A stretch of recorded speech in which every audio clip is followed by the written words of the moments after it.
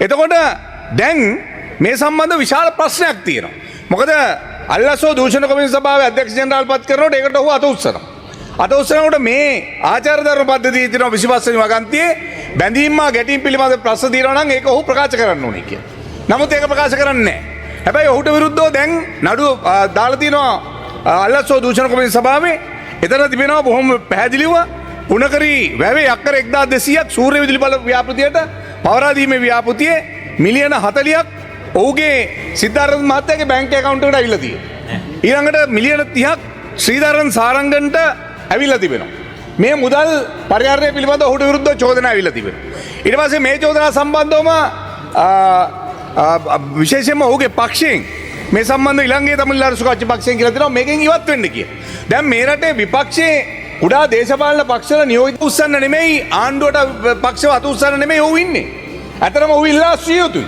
මොකද හේතුව මේ රටේ විපක්ෂයේ മന്ത്രി කණ්ඩායම් වල ඉල්ලීම අනුව ඔහු ගිහිල්ලා අද ආණ්ඩුවට අත උස්සනවා. ඒ නිසා කරුණාකරලා මම ඉල්ලනවා විශේෂයෙන්ම මේ වගේම මේ විතරක් නෙමෙයි ඔහුට විරුද්ධව තවත් චෝදනා ගණනාවක් තිබෙනවා.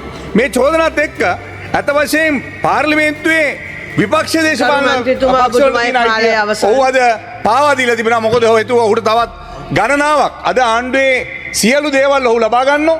ඔහුගේ පුද්ගලික ප්‍රශ්න ටික බේරගන්න ආණ්ඩුවට කත් අදිමින් ඔහුගේ ක්‍රියාකාරකම් ටික ඉටු කරන එක තමයි දැන් ඔහු කරන්නේ. අපි විශේෂයෙන් ඉල්ලනවා උතුරේ ජනතාවගේ අපිට ශක්තිය සහයෝගය හැමදාම තිබුණා.